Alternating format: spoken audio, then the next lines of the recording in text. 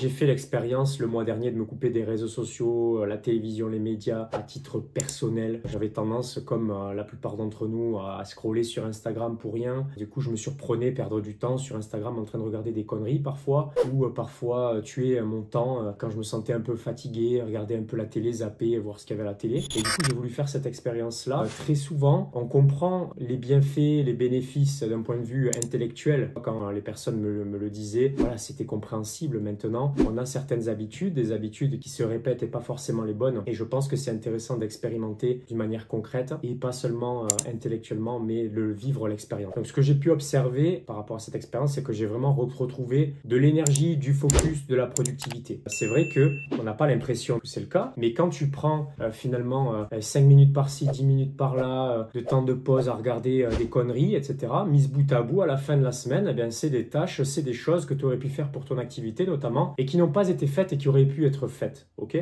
donc, le fait de défocaliser sans cesse de ce que tu fais dans ton activité, ça te prend du temps, non seulement parce que tu n'es pas focalisé sur ce que tu fais, ça te prend du temps et de l'énergie, mais ça rajoute du temps, finalement, parce que le temps que tu t'es défocalisé, ensuite, tu vas devoir te refocaliser, et ça va reprendre du temps avant que tu sois focalisé. Je sais, ça fait beaucoup de focaliser, mais finalement, ça te prend de l'énergie, ça te prend de la concentration, et ça te prend finalement de la productivité. Parfois, il y a des choses qui ne sont pas faites, et c'est pas parce que tu ne sais pas le faire, ou c'est pas parce que tu n'as pas envie de le faire, mais c'est parce que tu n'arrêtes pas de te déconnecter de ce que tu dois faire, et du coup, ça te prend un monstre temps et énergie de te reconnecter à ce que tu dois faire. Donc, c'est très important, à mon sens, que tu envisages de couper tes distractions, que tu puisses faire l'expérience pour voir finalement à quel point tu es plus productif, tu as plus d'énergie, plus d'entrain et surtout plus de focus. Plus de focus, ça signifie que la qualité de ce que tu vas produire va être améliorée. Donc, tu vas pas forcément retrouver de la productivité, donc faire beaucoup plus de choses, de finaliser beaucoup plus de projets, mais tu vas retrouver de la qualité dans ce que tu vas produire. Et à mon sens, la qualité, c'est ce qu'il y a de plus important, parce qu'en effet, tu peux produire de la quantité, ok, mais la quantité plus la qualité, c'est encore mieux. Donc aussi, ce que j'ai pu observer, c'est que j'ai retrouvé de l'enthousiasme, de l'inspiration à construire pour mon activité. Donc tu l'as sûrement remarqué, j'ai créé une communauté gratuite qui rassemble les personnes qui veulent découvrir leur mission de vie, des personnes qui ont lu mon livre aussi Richesse spirituelle et qui veulent donc implémenter ces concepts dans leur activité. Et j'ai remarqué que du coup,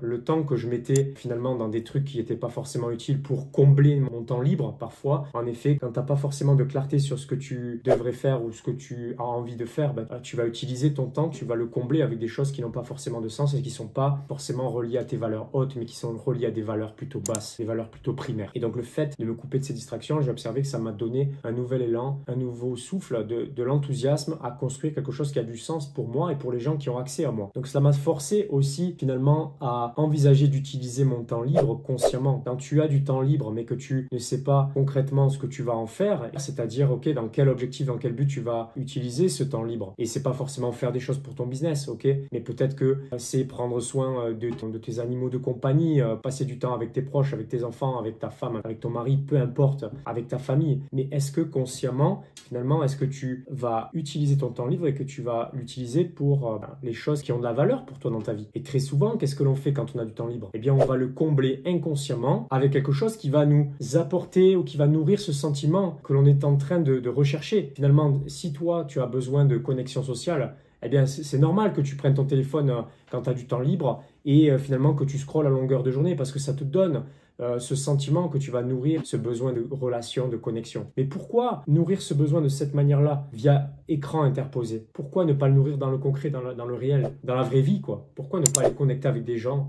Pourquoi ne pas avoir un hobby, une activité, quelque chose qui te sort de ton quotidien et de tes écrans? Donc ce que ça m'a permis aussi, ce que j'ai remarqué, c'est que ça m'a permis à vraiment me connecter au moment présent. Donc quand je fais quelque chose, quand je suis en train d'accomplir une tâche, je ne suis pas dans mon passé ou dans mon futur, ok? Je suis là. Et quand j'ai fini cette tâche, je vais consciemment choisir quelle est la prochaine tâche ou comment je vais utiliser mon temps libre. Donc vivre dans le moment présent, c'est ce qui va te permettre de construire des souvenirs avec ta famille. C'est de pouvoir vraiment profiter. Donc tu as beaucoup à gagner à couper ces distractions numériques. As-tu déjà pris conscience que quand tu regardes un écran, finalement, tu es en train de donner de ton temps de vie, qui est limité sur cette terre, à un écran? Est-ce que tu as déjà pris conscience de ça? Juste parce que tu es un être humain et que tu as besoin d'utiliser ton temps. Et donc, si tu ne l'utilises pas consciemment, tu vas forcément l'utiliser inconsciemment en faisant des choses qui vont nourrir tes valeurs. Donc la prochaine fois que tu te surprends à basculer sur une distraction, arrête-toi et observe-toi. Prends de la hauteur, ok, par rapport à ce que tu es en train de faire. Observe-toi en train de faire l'action. Donc ce que j'ai remarqué aussi, c'est que ça m'a permis d'avoir un peu moins d'anxiété. Très souvent, quand on est sur les réseaux sociaux, notamment quand tu regardes Kevin l'influenceur ou Cindy l'influenceuse, donc voilà, je prends des noms un peu bateaux pour caricaturer, et bien en fait, tu vas avoir tendance à te comparer et tu le fais inconsciemment, ok? Toi, tu regardes ta vie, tu n'as pas l'impression que c'est un conte de fées, alors que tu regardes les autres, ils sont toujours en train de voyager, ils ont des grosses voitures, l'argent coule à flot dans leur vie, tu as l'impression qu'ils font rien, mais en fait, très souvent, donc bon, ces personnes-là, il y en a qui vivent ce lifestyle, mais il y a des gens aussi qui vendent ce lifestyle pour vendre des choses derrière. Mais ton cerveau, lui, il voit pas la différence, ok? Donc l'anxiété, elle est quand même générée derrière, ok? Que tu le veuilles ou non, tu baignes dans ces croyances, dans cet environnement, dans cette influence-là qui va avoir une influence et un impact sur toi et comment tu te sens. Donc le fait de te couper des réseaux sociaux, forcément, et donc d'être dans le moment présent et de regarder plutôt ce qui se passe dans ta vie et de voir à quel point tu as avancé, forcément, ça fait baisser ton taux d'anxiété. Donc concentre-toi plutôt sur toi, concentre-toi sur toi, ton avenir, ton présent, le fait de progresser et au lieu d'alimenter le doute dans ta vie et du fait de te comparer à Pierre, Paul et Jacques qui ont l'air de réussir mieux que toi, ben, tu vas reprendre confiance en toi. Donc me couper des distractions, ça m'a permis d'avoir plus de résultats dans mon business aussi. Si tu utilises ton temps, non pas pour les mauvaises choses, mais pour faire plus et mieux des bonnes choses, forcément, eh bien ça a un impact aussi dans les chiffres sur les résultats de ton activité. Donc c'est ce que j'ai pu observer moi personnellement. Aussi, ça m'a permis d'avoir un peu plus de connexion avec certaines personnes avec qui je prenais pas le temps de connecter. Donc avoir un peu plus de temps pour faire des activités externes. Personnellement, je me suis mis à pratiquer le golf à côté du football. Donc j'ai toujours une activité sportive dans laquelle je suis focalisé, même plusieurs on va dire, mais c'est vrai que j'avais tendance à me couper un peu du côté social et c'était juste business, sport et ouais, business, sport. Donc là, j'ai récupéré du temps pour aller faire des choses à côté de cela aussi. Des choses qu'avant, finalement, comme je ne mettais pas finalement de la conscience sur ce que je voulais faire de mon temps libre, et bien quand j'avais du temps libre, je me reposais ou je faisais des choses qui n'avaient pas forcément de sens ni d'intérêt. Ça m'a permis aussi de prendre le temps de consommer du vrai contenu. Non pas de zapper à la télé, voir ce qu'il y a à la télé, non. Mais plutôt avoir envie d'aller consommer, de choisir le contenu que j'ai envie de consommer et dans quel but j'ai envie de le consommer. Et généralement, c'est pour progresser, c'est pour évoluer personnellement et faire évoluer mon activité. Ça m'a aussi fait prendre le goût à la création de contenu. Donc depuis quelques mois à présent, je suis beaucoup plus régulier dans ma création de contenu pour la simple et bonne raison que j'ai davantage d'idées et que je mets davantage de conscience sur ce qui se passe dans mes journées et dans ma semaine. Et quel que soit ce que je fais, j'en retire des leçons et ces leçons, du coup, je les utilise comme prétexte pour partager, créer du contenu. Donc ça me nourrit personnellement, ça me permet d'intégrer davantage mes enseignements et ça nourrit en même temps ma marque, mon activité, ma visibilité. Donc les réseaux sociaux, moi personnellement, je les utilise toujours. Mais je les utilise à bon escient et je les utilise uniquement pour mon activité. Une fois que j'ai fait ce que j'avais à faire sur les réseaux sociaux par rapport à mon activité, je me coupe des réseaux sociaux parce que j'ai pris conscience à quel point ça vampirise notre énergie. C'est un vampire énergétique. Ça nous prend, ça nous pompe du temps de vie finalement. Du temps de vie que tu n'utilises pas pour être dans le moment présent, pour participer à des projets, pour être plus présent avec tes proches, avec tes amis, ton cercle social, faire plus de choses dans la vraie vie. Donc concrètement, ça te vole ton temps de vie. Ça te vole ton temps de vie, ça te pompe ton énergie. Inconsciemment, ça ne t'apporte pas les bonnes choses pour améliorer ta condition, améliorer ton business. Ça te vole ton énergie pour des activités qui potentiellement pourraient te faire vibrer. Donc, quand tu te coupes des distractions des réseaux sociaux, des médias, de la télé, finalement, ce qui se passe aussi, c'est que tu passes d'un mode consommateur à un mode producteur. Et aujourd'hui, dans notre réalité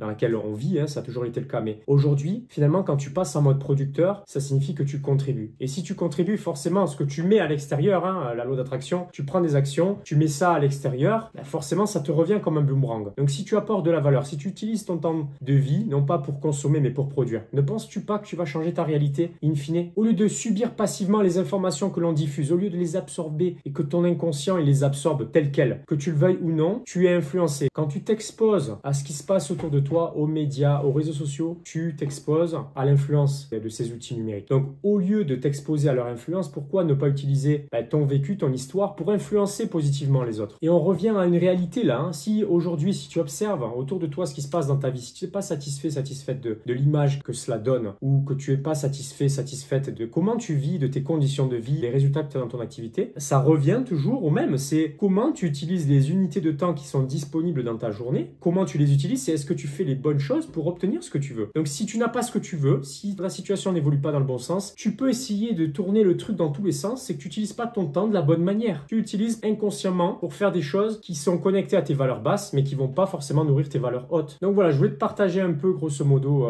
les résultats que j'ai pu observer. J'espère que ça t'inspire. Peut-être que ça va t'inspirer à faire la même expérience. Ça, c'est pas du tout le but, mais c'est juste que finalement, j'ai vécu l'expérience dans ma chair et du coup, je suis en mesure de parler en connaissance de cause et potentiellement que ça fait sens pour toi ici, mais tu as peut-être besoin de le vivre pour voir ensuite à quel point ça va potentiellement transformer ta réalité. Donc, l'idée, à mon sens, c'est pas d'arrêter de faire certaines choses qui ne sont pas bonnes, mais c'est plutôt de les remplacer par des choses qui sont beaucoup plus appropriées par rapport à ce que tu veux pour ta vie, pour toi, ton énergie et ce que tu veux créer dans ta vie et finalement la couleur que tu veux donner à ta vie, à ta réalité. Donc, j'espère que ça t'a aidé. Je m'appelle Grégory Viva si tu me découvres. Tu peux t'abonner à ma chaîne, liker la vidéo si cela t'a parlé. Et d'ici là, je t'invite à regarder cette vidéo qui potentiellement va pouvoir t'aider, surtout si tu as une activité d'accompagnement, de soins, de thérapie, à développer cette activité dans les meilleures conditions. Donc regarde cette vidéo et je te dis à la prochaine vidéo.